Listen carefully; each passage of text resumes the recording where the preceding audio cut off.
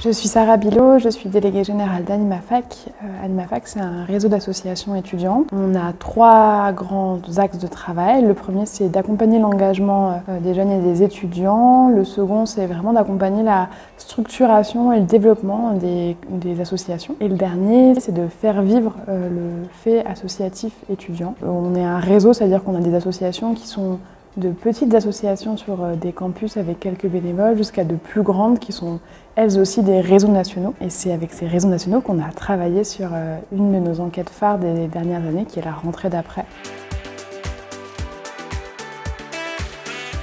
Dans le cadre du projet Rentrée d'après, on a souhaité mener une enquête pour essayer de comprendre comment ça se passait, la question de la vie étudiante aujourd'hui dans les établissements d'enseignement supérieur et comment les étudiants et les étudiantes vivaient ce moment particulier qui était la crise Covid, les confinements, etc. On a travaillé avec 7 organisations étudiantes qui sont thématiques, c'est-à-dire qu'elles agissent sur certaines thématiques en particulier. Et on s'est dit que pour pouvoir créer cette enquête, il ne fallait pas qu'on soit tout seul parce que on n'avait pas une expertise sociologique spécifique ou statistique ou en tout cas scientifique. On a fait appel à un scientifique, Mathieu, qui est venu nous aider à construire le questionnaire et qui est venu nous permettre de prendre du recul sur les questions qu'on pouvait poser aux jeunes. On a été vraiment accompagnés pour être le plus objectif possible. On est quand même arrivé à 90 questions, ce qui est plutôt long, alors avec des sous-questions, etc.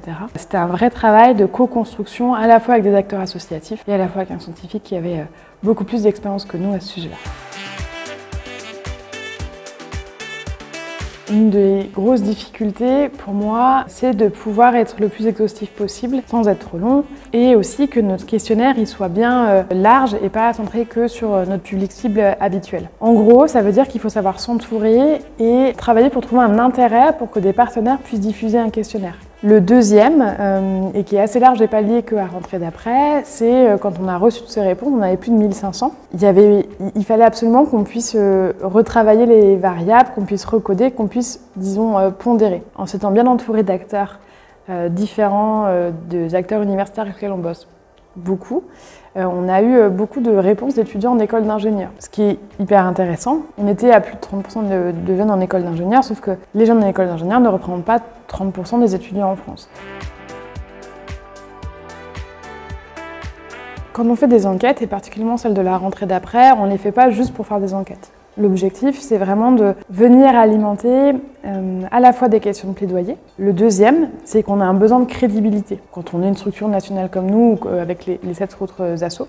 Donc d'avoir fait cette enquête, c'était aussi de nous permettre de parler à la presse, de pouvoir dire, en fait, on a des propositions à faire, on a des constats à apporter et ils sont étayés par cette grande enquête qui nous a permis d'avoir des chiffres significatif. Cette enquête, on en a fait plusieurs choses. On en a fait un rapport d'enquête qui faisait une 50aine de pages et on a fait des plus petits rapports, plus lisibles et plus accessibles au grand public pour permettre aussi aux structures de notre réseau de s'en saisir. On va dire qu'il y avait 3 enjeux à cette enquête, une question de plaidoyer, une question de lien avec les médias et une dernière question de démocratisation auprès de nos structures étudiantes.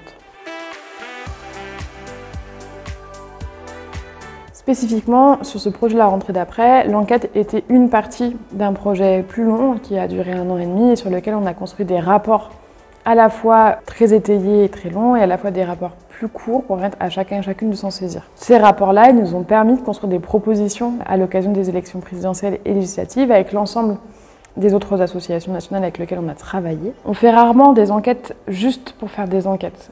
Ça n'a pas vraiment de sens et du coup on est plutôt à se dire ok, l'enquête c'est pour mieux connaître soit notre public. On a aussi des enquêtes qui sont liées à des projets et qui sont construits avec notamment nous des établissements d'enseignement supérieur européens. Là par exemple actuellement on est sur un projet qui s'appelle WISE et sur lequel on travaille sur la question du bien-être étudiant et donc on a construit 3 enquêtes. Une à destination des étudiants et étudiantes, une à destination des associations et étudiantes en tant que collectif et la dernière à destination des établissements d'enseignement supérieur pour savoir un peu quelles étaient les initiatives mises en œuvre dans le cadre de leur territoire pour agir pour le bien-être étudiant.